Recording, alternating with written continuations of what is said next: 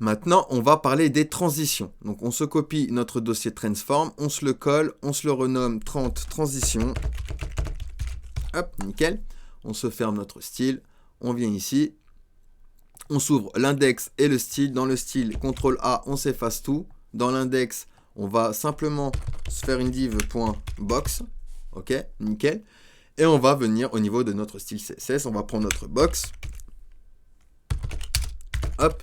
Et on va la styliser rapidement. On va lui donner une petite width de 150 pixels, une height de 150 pixels également. On va se faire un petit carré et un background salmon. Hop, nickel. Parfait. À l'intérieur de cette box, je vais me faire un P. Donc, je vais faire P, lorem 10. Hop, nickel. Parfait. On va se faire un clic droit Open with Live Server pour se l'ouvrir en local. On a bien notre texte à l'intérieur de notre box. On va pouvoir faire un text align center, juste pour le centrer, d'accord? Et une color F1, F1, F1. Hop et hop. Nickel. Parfait. Et on va voir du coup la propriété transition. À quoi sert la propriété transition? À gérer justement la transition directement entre deux états. Alors, par exemple, ici, si je fais .box 2.over et que je commence à changer son background, hop, donc ça va fonctionner, hein, je vais survoler mon élément, tac, le background a bien changé, mais vous avez vu, c'est brut, Et bien, on peut utiliser du coup la propriété transition. On a transition property, donc quelle propriété je veux transiter, donc background, par exemple, hop. Ensuite, on a transition duration, d'accord, donc la durée, je vais dire 1 seconde par exemple. On a transition delay également. Donc, ici, je vais rien mettre parce que déjà on va voir, regardez, rien qu'avec ces deux propriétés, je vais survoler, vous voyez, hop, c'est beaucoup plus doux, d'accord, et je peux mettre également un délai, donc 2 secondes par exemple. Donc je vais le survoler, d'accord, et du coup, alors regardez, hop, je le survole, 1, 2, et là, il passe à ma transition. D'accord? Et on a également transition timing function. Hop. Et ici, je peux mettre he's in out, he's in. D'accord? C'est la manière, la vitesse dont ça va exécuter ma transition. D'accord? Donc, regardez, hop, tac, 1, 2, hop, ça fonctionne. Les he's in out, vous allez ici, vous tapez timing function.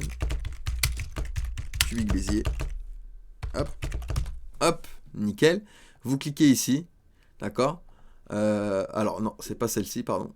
Tac, hop, et vous tapez ici, voilà, Cubic Bézier.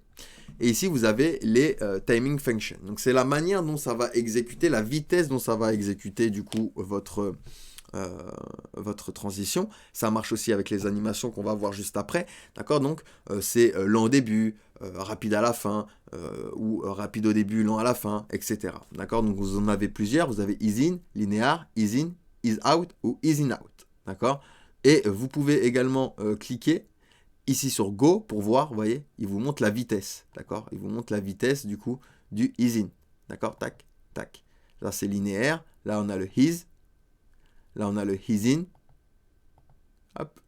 Là, on a le he's out. Et là, on a le he's in out. D'accord? Et ici, plus la courbe sera droite, plus ce sera rapide. D'accord? Plus elle sera en bas comme ça, eh ben, plus ce sera lent. D'accord? Donc, voilà pour les timing functions qu'on peut utiliser du coup avec les transitions. Et on a une propriété raccourcie à tout ça. Hop. C'est la propriété du coup transition. Transition. Ici, je peux faire du coup background. Donc, c'est d'abord transition property. Ensuite, transition duration. Donc, par exemple, 0,5 secondes. Et ensuite, c'est la timing function. Is in out. D'accord? Hop et hop. Nickel. Et ça fonctionne. Vous voyez, ça fonctionne, ça fait la même chose. Et si je veux rajouter un délai, je le mets à la fin. Donc, par exemple, 2 secondes. Donc, 2 secondes de délai. D'accord? Donc, hop, je refresh. Je survole 1, 2, et là, ça fait ma transition. J'ai bien mon délai. Et je peux rajouter plusieurs transitions. D'accord? Je peux faire une chaîne de transitions. Là, j'ai du texte, et je veux aussi changer la couleur du texte. Donc, je vais faire virgule, et je vais venir ici, je vais faire color. Et pareil, hein, 0,2 secondes de manière ease in out. hop et hop. Et ici, du coup, je vais changer ma couleur. Je vais faire color crimson. Hop et hop. Nickel. Donc ici, tac, on refresh. Je survole. Et vous voyez, tac, ça a bien changé ma couleur. Et après mon background. Mon background après parce qu'il avait un délai. Mais si ici, j'enlève le délai. Ici, je commence à mettre le délai sur la couleur. Regardez, donc tac, on vient ici. Je survole. Et le texte, au bout de 2 secondes, a changé en rouge. D'accord ? Donc on peut faire autant de chaînes de transition qu'on veut. Il suffit de les séparer du coup avec une virgule. Et la dernière, vous mettez un point virgule. D'accord ? On peut mettre également la transition ici. Donc ici, je fais un CTRL cassé, CTRL V, CTRL cassé, je me le colle ici. Je peux le faire directement dans le hover. Le problème, c'est qu'il peut y avoir des petits bugs. Il peut y avoir des petits bugs quand on va du coup rentrer dans votre page. Et regardez, c'est quand je quitte le survol aussi, c'est brut. Vous voyez, tac, c'est brut, tac. Alors que si je le mets ici, hop, j'ai un espèce de sens inverse en fait. Vous voyez, tac, hop, hop, hop, et hop. Vous voyez, ça le fait en sens inverse. D'accord? Si je le mets directement ici, si je le mets directement sur la pseudo-classe, ça ne fait pas dans le sens inverse et ça peut également créer quelques petits bugs. Donc voilà pour la propriété transition.